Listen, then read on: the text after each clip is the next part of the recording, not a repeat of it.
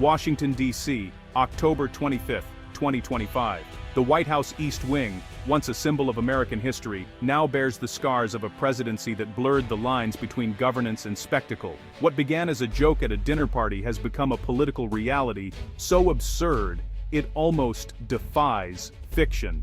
The story of Donald Trump's presidency is less about policy and more about the transformation of the highest office into a parody, a tragicomedy of corruption and the erosion of democratic norms.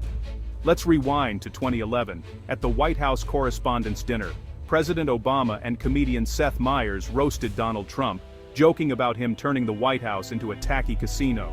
The room laughed. Trump did not. That public mockery, many say, ignited his political ambitions. The punchline was the absurdity of it all. No one believed the White House could become a gilded Trump property. Yet, the joke became prophecy. What was once parody became blueprint. Trump's presidency blurred the line between man and caricature, leaving the nation to grapple with a leader performing a role he once saw mocked. The laughter from that night has faded, replaced by the chilling realization that a punchline became reality. Each decision, each tweet, each rally felt like another scene from a script we thought was comedic. The presidency became a reality show, with government institutions as mere props. The joke stopped being funny when the stakes became real. The prophecy of the Correspondents' Dinner found its most literal fulfillment in the East Wing. Under Trump, the historic space was transformed. Gold leaf, oversized chandeliers, faux marble finishes replaced classic wood paneling. It was branding, not stewardship. A statement that the White House was his property, not a public trust. The project, shrouded in secrecy and funded through opaque channels, raised questions about conflicts of interest in public funds. Plans for a massive Trump monogram on the ballroom floor were only narrowly defeated. The makeover became a symbol of self-interest over public service, spectacle over substance. Historians and staff from both parties expressed horror at the gutting of American history for personal whim. The joke about a casino ballroom was no longer a joke, it was reality, and now the nation must figure out how to restore what was lost. The Trump parody extended beyond decor into the sacred powers of the office, most notably, the power to pardon. In his final days, Trump issued a full pardon to the disgraced founder of a collapsed cryptocurrency exchange, convicted of fraud and money laundering. The Trump Organization had been an early investor in a real estate venture linked to the crypto founder's family.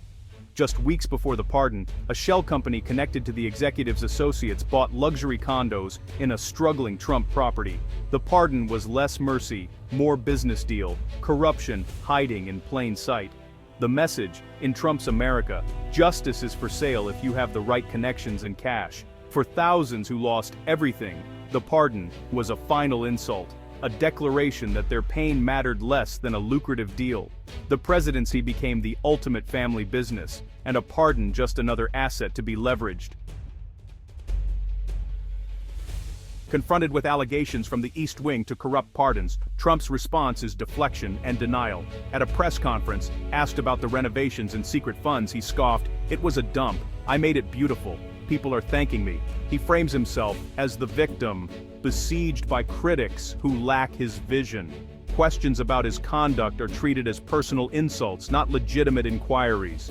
When pressed on the crypto pardon, he attacks the fake news and claims the founder was treated unfairly, never addressing the core issue. His tactic exhausts critics, muddy the waters, and make accountability impossible. This evasive attitude is both dangerous and a sign of weakness. His bluster is a shield. His denials, the actions of someone who knows the evidence isn't on his side. He can't construct a coherent defense because, in many cases, his actions are indefensible. Each non-answer chips away at his credibility outside his base. He is unraveling in public, his claims more hollow, his evasions more transparent. The emperor has no clothes, and his golden suit is less convincing by the day. The performance of strength betrays a deep fragility, a fear that the truth might finally catch up. The presidency has become a parody of a strong man, haunted by questions he cannot answer. While Trump perfects deflection, a wall of opposition rises to meet him. Special counsel Jack Smith leads the legal battle, methodical, relentless, immune to political pressure. Smith's indictments are fact-based, not political theater, cutting through Trump's noise. He represents the justice system Trump seeks to undermine: facts over feelings, laws over loyalty. Smith's silence frustrates Trump, who thrives on visible enemies. On the political front, governors like Gavin Newsom and J.B. Pritzker refuse to let Trump's attacks go unanswered. Newsom directly challenges Trump, contrasting California's pluralism with Trump's division. Pritzker brands Trump a carnival barker, refusing to cede the public square. Their pushback, combined with Smith's legal pressure, exposes Trump's vulnerabilities and shows that standing up to him is both possible and effective. The fight against Trump's politics is happening in courtrooms, on cable news, and in state-level activism. Democrats, after years of losing the redistricting wars, are fighting back with legal challenges and ballot initiatives in states like North Carolina and Wisconsin. The goal: fair maps and representative democracy, not politicians choosing their voters. Courts have struck down hyper-partisan maps, forcing redistricting that gives voters a real choice. Grassroots activism, door-knocking, voter registration, community organizing, is mobilizing those alienated by chaos and corruption. This isn't theatrical activism, it's persistent, local, and effective. By focusing on redistricting and community engagement, Democrats are building a more resilient political landscape. The strategy is eroding Trump's foundations and making his style increasingly unsustainable. The cumulative effect is the slow unmasking of Donald Trump. The image of the invincible strongman is cracking, revealing a figure who is not just corrupt, but increasingly weak and ridiculous. His actions, from the gaudy White House to the self-serving pardon, are desperate moves of a man trapped in his own parody. He escalates the absurdity to keep his audience, but alienates more of the country. The joke is on him now, and the laughter is no longer admiring. His weakness is exposed when confronted by real opposition. Prosecutors who won't be baited, governors who call him out. The illusion of strength shatters as more refuse to play along. The story is now about those fighting back, the resilience of institutions, and a public tired of the circus. His support is loud but shrinking. He presides over a radicalized minority. The gold-plated White House was a warning we didn't heed, but the story isn't over.